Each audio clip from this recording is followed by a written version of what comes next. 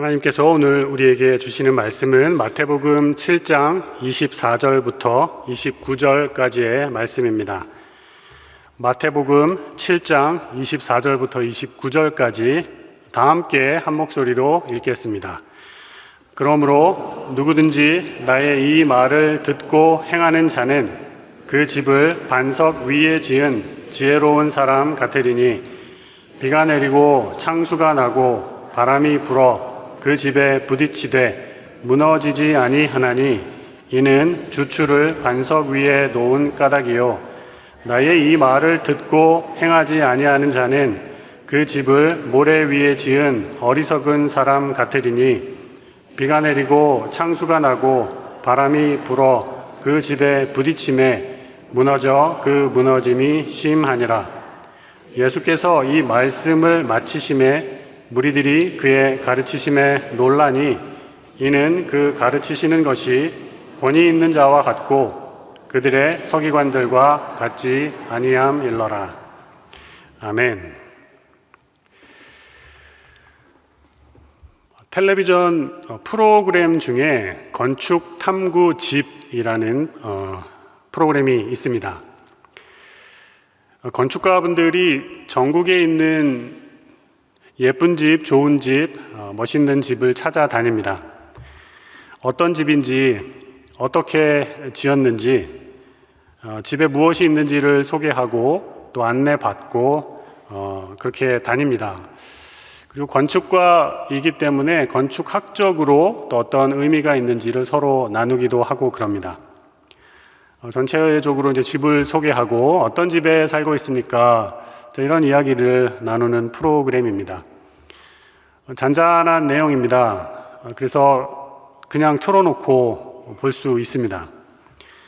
어쩌다가 텔레비전을 틀었는데 이 프로그램이 있으면 그냥 둡니다. 그리고 잠깐 옷을 갈아입고 물을 마시고 그러다가 중간에 끊겨도 별 무리가 없습니다. 다양한 사람들이 다양한 집에 대한 이야기를 나누는데요. 집 이야기는 저도 그렇고 많은 사람들의 관심사인 것 같습니다. 바쁜 하루를 보람차게 보내고 한 곳에 모일 수 있는 곳이 집이죠. 가족들과 함께 모여서 한 상에 둘러 앉아서 먹고 마시고 이야기를 나눌 수가 있습니다. 흩어졌다가 다시 모일 수 있는 곳이고요. 반려동물이 있다면 또 함께 지내는 곳이기도 합니다. 자녀들이 자라가기도 하고요. 그래서 여러 가지 이유로 집이 굉장히 소중합니다. 저는 어렸을 때 집에 대한 로망이 하나가 있었는데요. 허클베리 핀, 톰 소요의 몸, 거기에 나오는 나무 위에 있는 집이 그렇게 좋아 보였습니다. 저기에 있으면 재밌겠다, 아늑하겠다, 그리고 밤새도록 친구들과 놀면 참 좋겠다, 이런 생각을 했습니다. 우리의 기지로 삼아야지, 그랬습니다.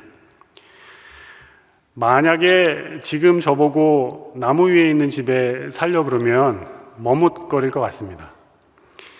올라갔다 내려갔다 관절에 무리가 가고요. 밤중에 화장실 갈 때 떨어질 수도 있을 것 같습니다. 동심은 어디로 간 걸까요? 나무에 사는 애벌레들도 많이 들어올 것 같고 지금은 약간 생각이 좀 달라졌습니다. 아무튼 집에 대한 여러 가지 이야기들을 보고 또 텔레비전 프로를 보면서 매번 느끼는 것이 하나가 있습니다. 집 짓는 것이 진짜 어렵구나. 정말 여러 가지가 함께 들어가야 되는구나. 그거를 굉장히 많이 느낍니다. 화면으로도 느낄 수 있고 또 여러 이야기들을 듣게 되는데요. 집을 짓기 전에는 설계도부터 있어야 됩니다. 그래서 제가 원하는 게 이런 게 있습니다 반영하기 위해 설계 사무실도 굉장히 많이 찾아가야 할 겁니다. 그리고 이제 실제로 집을 짓기 시작하면 여러 가지 자재들도 필요하고 물품이 필요하고 또 재정도 물론 필요합니다.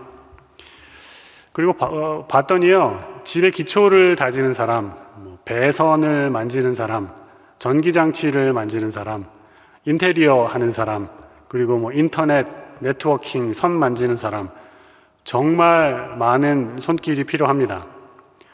자, 이런 역할들이 각자 톱니바퀴 돌아가듯이 착착착 맞아져야 예쁘고 아름답고 튼튼한 집이 마련이 되는 것 같습니다. 그리고 집은 우리 마음에 정말로 안정감을 주는 것 같습니다. 집이 있으면 든든합니다. 최소 몇 년에서 몇십 년을 한 곳에서 살아야 하는데 무너지지 않는 집, 튼튼한 집, 그리고 나의 취향이 많이 반영된 집이면 굉장히 좋을 것 같습니다. 자, 오늘 본문 말씀을 보시면 우리 주님께서 집 이야기를 하십니다. 산에 올라가셔서 제자들과 많은 무리들에게 말씀을 하시고 내려오십니다. 마태복음 5장부터 시작되는 이제 산상수훈의 내용인데요. 하나님 나라에 대하여 많이 말씀하신 후에 내려오세요. 내려오시면서 비유 하나를 말씀을 해 주십니다. 자, 오늘 그 내용이고요. 집 이야기입니다. 하나님의 말씀을 듣고 행하는 자는 반석 위에 집을 세운 사람과 같고, 하나님의 말씀을 아무리 많이 들었다고 해도 말씀대로 행하지 않는 자는 모래 위에 세운 집과 같다. 이런 말씀입니다. 신앙생활 하는 것을 집 짓는 것으로 비유해 주고 계십니다. 집 짓는 것이 꼭 신앙생활 같다라는 주님의 음성인 것 같습니다. 그래서 집 짓는 거를 다시 한번 생각을 해봅니다. 집을 지을 때 여러 가지를 고려하고 생각을 해야 한다는 말씀을 드렸는데요. 집이 다 지어진 이후에도 그런 것 같습니다. 집에 벽지를 했는데 마음에 들지 않아요. 그러면 바꾸기도 하고요. 외장과 내장 살펴보다가 빨간 벽돌로 했는데 노출된 콘크리트였으면 좋겠다 싶어서 뜯어내기도 하고 그럽니다. 동쪽에는 창문이 없었는데 지내다 보니까 여기 창문이 있었으면 좋겠다 싶어서 바꾸기도 하고요. 시간이 지나면서 집에 대한 것들은 생각도 바뀌고 취향도 바뀌고 그러는 것 같습니다. 그래서 예수님 하신 말씀이 집에 대한 건데, 집을 짓고 아름답게 만들어 가면서 여러 가지를 고려해야 하는 것이 아니라 본질적인 것 한 가지를 말씀하십니다. 집이 놓이는 장소를 언급하시는 거죠. 거기가 어디냐? 반석 위이냐 모래 위이냐? 그 말씀을 하십니다. 주추라고 성경에 표현이 되어 있는데요. 파운데이션이죠. 토대와 근거가 어디인가? 우리 주님은 그 말씀을 하시는 겁니다. 아무리 멋있고 아무리 좋은 집이라고 해도, 내부의 구성물이 굉장히 값비싼 것이라고 해도 이런 거죠. 대리석을 깔았다든지 타일을 이태리에서 가지고 왔다든지 굉장히 좋은 것으로 해도 그 집이 모래 위에 있으면 홍수나면 다 떠내려간다. 이겁니다. 반면에 아담한 초가집이에요. 작은 집입니다. 그런데 그 집이 반석 위에 있으면 홍수에도 떠내려가지 않는다. 이 말씀을 주님께서 하고 계십니다. 평소에는 집이 어디에 있는가, 어떻게 지어져 있는가, 반석 위에 있는가, 모래 위에 있는가 잘 모릅니다. 위기가 닥치고 홍수가 나야 알 수 있는 것이 우리 주님 말씀하신 내용입니다. 홍수가 나서 사방이 막 떠내려가고 위기에 처해야 이 집이 반석 위에 있구나, 모래 위에 있구나 알게 됩니다. 이스라엘 지역의 우기 때를 떠올려 보시기 바랍니다. 아마 영상으로 보셨을 적이 있으실 거예요. 비가 오면 멀쩡한 곳에 갑자기 강물 같은 게 생깁니다. 이스라엘 쪽이 그럽니다. 우기가 돼서 비가 많이 내리면 물이 갑자기 불어나서 없던 홍수가 생겨서 모래를 다 쓸고 내려옵니다. 만약 그렇게 물이 굉장히 세차게 내려오는데 그 집의 바닥이 근원적인 기초가 모래 위에 있으면 물과 함께 그대로 쓸려 내려갈 겁니다. 반면에 반석 위에, 굉장히 든든한 반석 위에 있으면 물결이 내려와도 탕 치겠죠. 그러나 반석은 끄떡없이 물이 돌아서 갑니다. 그러면 집이 반석 위에 있으면 안전한 겁니다. 예수님의 이 비유의 말씀을 들으며 우리의 신앙생활이 어떠한가 묵상해 보게 되었습니다. 만약에 우리의 신앙생활이 집짓기다라고 말씀을 드리면 특히나 집의 기초가 어디에 있는가, 이것이 너무너무 중요하게 되죠. 그리고 그 기초는 하나님의 말씀을 듣고 행했는가, 이겁니다. 하나님의 말씀을 들었으면 들은 말씀 그대로 행하는 사람, 그 사람의 신앙생활은 반석 위에 놓여있는 집과 같습니다. 비가 내리고 창수가 나고 바람이 불어서 그 집에 부딪히되 무너지지 아니하는 것은 주추가 반석 위에 있기 때문이다. 주님이 이렇게 말씀해 주십니다. 그래서 오늘 마태복음 7장에서 보시는 말씀은 하나님 말씀을 들었으면 한번 해보세요. 하나님 말씀을 들었으면 이게 어떻게 되는지, 하나님 주신 말씀 그대로 되는지 안 되는지 도전해보세요. 이 뜻인 것 같습니다. 주님의 말씀은 살아 움직이는 생명력 있는 말씀입니다. 주님의 말씀은 그대로, 그 자체로 능력이 있습니다. 그럼 주님 주시는 그 능력의 말씀을 들었을 때 그대로 시도해 보면 능력이 있는지 없는지 나타나겠죠. 이거를 한번 경험해 볼 필요는 있습니다. 예수님 말씀대로 살면 결실이 맺어질 겁니다. 기도하면 응답이 될 겁니다. 11조 하면 복을 받을 겁니다. 11조 말씀을 드렸는데 성경의 말라기를 보시면 11조를 해서 하나님이 복을 주시는지 아니 주시는지 테스트 해봐라, 이런 말씀이 있습니다. 이게 사실일까? 이렇게 하면 복 받는 거야? 그대로 이루어지는 거야? 해봐야죠. 그래야 알게 될 겁니다. 여기에 능력이 있습니다. 이 모습이 반석 위에 집을 짓는 것이다. 주님이 이렇게 말씀해 주십니다. 집짓기, 주추 위에다가 짓는 것이 가장 기본이고 중심이라면 그 다음 단계들요, 외장, 내장, 전기, 배선, 인테리어, 여러 가지 공사가 있을 텐데 이 모든 것이 복합적으로 이어져서 집이 이루어지는 것이라면 주춧돌을 놓는 것, 말씀을 듣고 행하는 것, 이게 제일 중요하다는 거죠. 그런데요, 놀라운 말씀은요, 일단 거기까지 가기 전에 사람들이 예수님의 말씀을 들었을 때에 깜짝 놀랐다고 되어 있습니다. 이것을 주목해 주시기 바랍니다. 사람들은 예수님의 말씀을 듣는 것만으로도 놀랐습니다. 사람들은 예수님의 말씀을 들으며 뭔가 다르다라는 것을 즉시 알 수 있었습니다. 진짜 다르다. 우리 조상 중에 내가 알기로 모세가 최고인데 모세보다 더 훌륭하신 것 같아. 사람들이 이런 이야기를 하기 시작합니다. 히브리서에 보시면 모세보다, 천사보다 더 훌륭하다라는 증언이 나옵니다. 특히 오늘의 말씀을 보시면 산상순의 마지막 부분이라는 말씀을 드렸습니다. 그리고 이제 마태복음 5장의 산상순을 보시면 주님이 율법에 대해서 말씀하시는데요, 이런 패턴들이 하나가 있습니다.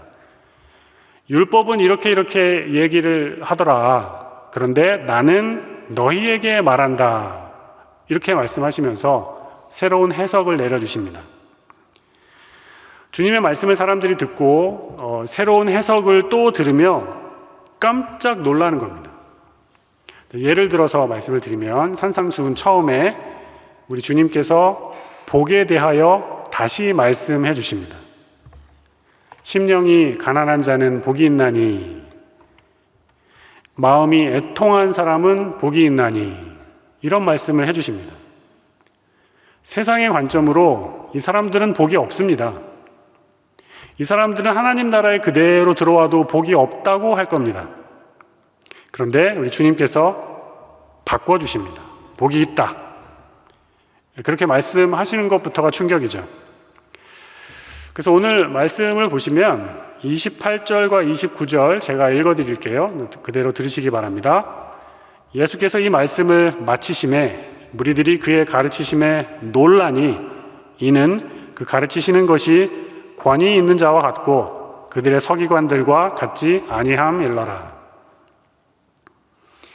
예수님께서 말씀하시는 것 자체가 놀라운 겁니다. 사람들이 예수님의 말씀을 듣고 놀랍니다. 율법을 저렇게도 해석해 줄 수 있구나. 서기관들과 율법학자들과 제사장들과 다르네. 그 사람들의 말은 졸리기만 한데 예수님은 안 졸려. 약간 이렇게 얘기했을 수도 있을 겁니다. 그리고 복음서를 봤더니 주님께서 말씀해 주실 때 굉장히 친근한 것들로 말씀을 해 주시죠. 일상생활에서 볼 수 있는 것들, 공중에 나른 새를 봐라, 머리카락을 세어봐라, 이런 말씀하시면서 굉장히 간단한데 그냥 넘겨 들을 수 없는 말씀을 해 주십니다. 권세와 권위가 있습니다. 그래서 사람들이 멈추어 서서 들을 수밖에 없습니다. 깜짝깜짝 놀라는 겁니다. 그래서 드리는 말씀이 있습니다. 예수님의 말씀을 들은 후에 예수님의 말씀이 이와 같이 우리 삶에 놀라움으로, 새로움으로, 감격으로, 권위와 권세로 느껴졌던 적이 언제인가요? 한번 돌이켜 보시기 바랍니다. 오늘 마태복음 말씀을 듣는데요. 늘 듣던 말씀인가요? 아니면 살아 역사하는 하나님의 능력의 말씀인가요? 놀라움과 경외감이 있나요? 그냥 그런가요? 우리 주님의 말씀은 들으면 들을수록 새로워야 됩니다. 익숙한 곳에서 발견하는 새로움이 있어야 하고요. 뜻하지 않은 곳에서 만나는 하나님의 은혜가 있어야 됩니다. 그런데 오늘도 같은 말씀, 내일도 같은 말씀, 일주일 후에도 비슷한 말씀으로 느껴진다면 어떻게 되는가 한번 점검해 보시기를 바랍니다. 예수님의 말씀이 문제가 있는 것일까요? 듣는 나에게 문제가 있는 것일까요? 예수님의 말씀이 지루한가요? 아니면 그 말씀을 듣는 나의 삶이 지루한가요? 당시에 산 위에서 산 아래에서 공생애 활동을 하시면서 사람들은 예수님의 말씀을 듣습니다. 그리고 그분의 인격을 경험합니다. 그리고 사람들이 한결같이 다 놀랍니다. 자신들의 삶을 흔들어 놓으시면서 가슴이 엄청 뜨거워지는 것을 경험케 하는 예수님의 말씀을 느낍니다. 깜짝 놀라는 거죠. 아, 나의 가슴이 이렇게도 뜨거워질 수 있구나. 지금 이 나이에 내가 눈물을 흘릴 수 있구나. 소망도 미래도 발견할 수 없던 내가 복 있는 사람이구나. 하나님의 사랑을 받고 있구나. 절절히 느껴지면서 그 자리에서 다시 일어나게 되는 겁니다. 와, 예수님 말씀에는 하늘의 힘과 위로가 있구나. 고백할 수밖에 없게 되는 거죠. 남편이 5명 있었던 수가성의 여인이 있습니다. 남편이 5명 있었기 때문에 사람들의 시선이 두려워서 사람들이 전혀 움직이지 않는 너무 더운 시간에 물들어갑니다. 그 여인이 주님을 만납니다. 그리고 주님이 주시는 말씀을 듣습니다. 깜짝 놀랍니다. 야곱보다 더 큰 분이 있네. 우리 조상들보다 더 대단한 분이 있네. 우리가 기다리는 메시아네. 그러면서 본인이 피했던 사람들을 향하여서 뛰어 달려 들어갑니다. 이런 감격이 있고 놀라움이 있고 변화가 있는데 우리는 어떤가 하는 거죠. 있기는 있었는데 언제였더라. 초대교회 사람들도 그렇습니다. 예수님을 말씀을 듣고 그분이 말씀하시는 바를 지켜내기 위해서 그대로 살기 위해서 사자밥이 되는 것을 두려워하지 않았습니다. 가이사가 아니라 예수님이 나의 주님이십니다. 나는 주님만 섬깁니다. 이러면서 순교를 두려워하지 않았습니다. 이 사람들을 보면서 놀라는 겁니다. 그리스도인들도 놀라고 세상은 더 놀랍니다. 이게 도대체 무슨 일인가 싶은 거죠. 이렇게도 믿을 수 있구나. 사람들은 목숨이 두렵지 않은가 보구나. 왜 다들 저러고 살지? 충격을 받는 겁니다. 하늘나라의 가치를 지켜내기 위해서 주님이 나만 섬기라고 하셨으니 그렇게 살아가는 겁니다. 아골 골짝 빈들에도 복음 들고 가기를 두려워하지 않는 사람들, 이 사람들을 보며 다르네. 세상이 놀랍니다. 놀랍다라는 이 표현은 늘 당연시 여기는 것을 넘어서야 됩니다. 그래야 사람들이 놀랍니다.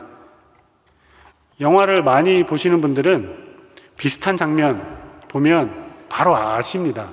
이후에 어떤 일이 벌어질지 시나리오가 보이실 수도 있습니다. 뻔한 이야기라면 그렇습니다. 그래서 영화가 잘 되려면 반전에 반전을 거듭하고 놀라운 스토리들이 나와야 됩니다. 그래야 사람들이 계속해서 영화를 보게 될 겁니다. 우리가 늘 생각하는 땅의 이야기가 아니어야 한다는 거죠. 하늘에서 내려오는 하늘의 이야기, 계시의 이야기, 주님의 이야기, 그 이야기를 들을 때 새롭고 놀라움을 우리가 느낍니다. 예수님의 말씀을 듣는 것 자체가 이렇다는 거죠. 예수님을 믿는 지금의 우리들에게도 이런 것이 계속 있어야 됩니다. 그렇지, 예수님 믿는 거는 참 좋은 일이지. 놀라운 일이지. 놀라운 일의 연속이야. 예수님을 믿는 것에는 들어가도 늘 새롭고 끝이 없는 것 같아. 살아 숨쉬는 감격이 있어. 그래, 그래서 나는 나의 인생을 예수님에게 투자할 거야. 이런 뭔가가 나와야 되지 않을까요? 묵상을 해보시기 바랍니다. 우리 삶을 되돌아보시기 바랍니다. 예수님의 말씀을 듣는 것만으로도 이런 놀라움과 새로움이 있는데 그 말씀을 그대로 듣고 행할 때는 어떻게 되겠는가 하는 거죠. 주추를 놓는 겁니다. 반석 위에 집을 짓는 것 같다라는 거죠. 잘 듣기만 해도 놀라움과 깨달음이 있습니다. 이제 이거를 행동으로 옮겨냅니다. 그러면 기적이 일어나는 거죠. 뭔가 심상치 않은 일들이 일어날 수밖에 없다라는 겁니다. 우리가 만약에 반석 위에 집을 짓고 그대로 예수님의 말씀을 듣고 행했을 때 이게 단순한 이론이 아니라 실제 생활에서 능력이 될 겁니다. 우리 주님의 말씀은 능력이기 때문에 그렇죠. 하나님의 능력이 역사할 겁니다. 우리 앞에서. 말씀을 행하는 자에게는 기적과 축복이 있습니다. 질문을 한 가지 드려보겠습니다. 예수님의 오병이어는 진짜 일어난 일일까요? 영적이고 상징적인 이야기일까요? 진짜, 네, 감사합니다. 네, 진짜죠. 그런데 성경을 해석하다가 안 믿겨지는 거죠. 노아의 이야기는 개미가 들어갔을까 안 들어갔을까부터 시작해서 예수님이 오병이어는 3,000명 먹었는데 5,000명이 먹은 거로 한 거 아니야. 이런 의심이 들어갈 수 있습니다. 사실입니다. 실제 있었던 일이라고 저도 믿습니다. 성경에 명확하게 기록하고 있고 복음서 한 곳이 아니라 네 곳에서 다 기록하고 있고 한 번이 아니라 두 번씩이나 기록하고 있습니다. 오병이어가 있고 칠병이어가 있지 않겠습니까? 또 질문하는 겁니다. 오병이어와 칠병이어는 같은 걸까요? 다른 걸까요? 다른 거라고 믿습니다. 달라야 할 겁니다. 왜냐하면 저의 수준으로 묵상을 해보면 오늘 한 끼 정말 잘 먹었다고 해서 그 다음 끼는 안 먹을 수 있지만 자고 일어나면 또 배가 고픕니다. 김치찌개집에서 밥 3그릇에 라면까지 추가해서 먹었으면 한두 끼는 굉장히 힘들어질 수 있는데 그 다음날 반드시 배가 더 고픕니다. 그래서 오병이어와 칠병이어는 다른 거라고 저는 믿습니다. 사람들은 여기서도 배가 고팠을 거고 딴 데 가서도 배가 고팠을 겁니다.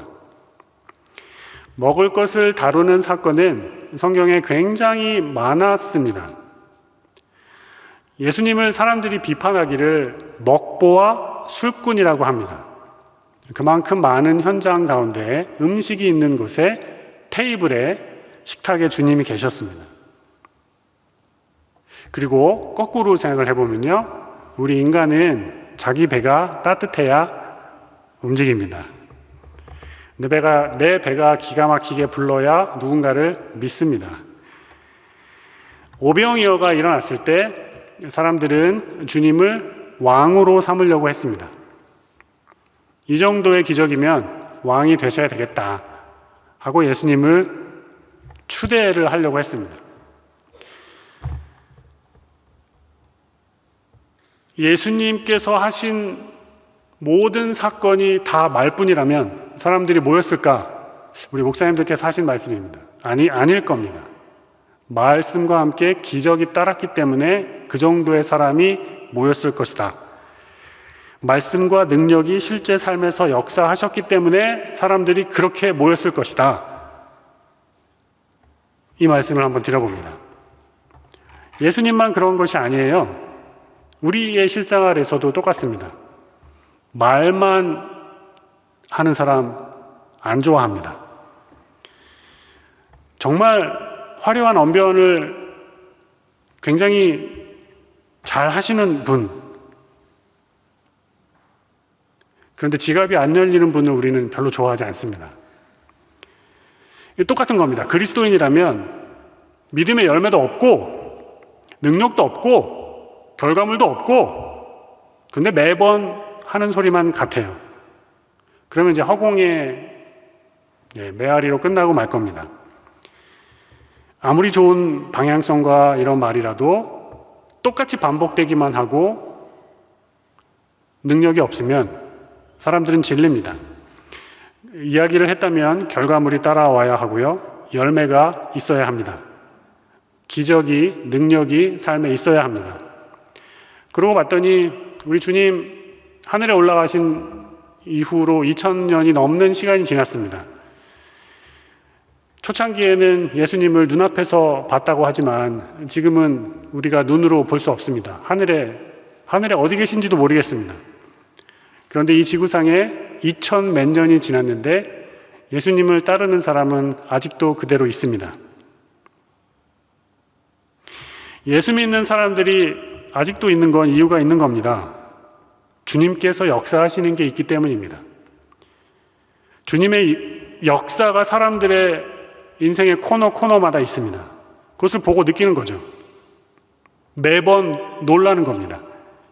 기도의 응답이 있고 광야에서 물이 나고 야, 내가 직장에 다니고 돈 버는 게 하나님 하시는 일이네. 뭔가 다가오는 게 있습니다. 반석에서 샘물이 나는 사건들이 있습니다.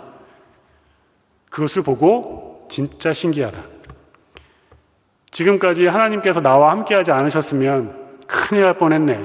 이게 몇 번인지 모릅니다.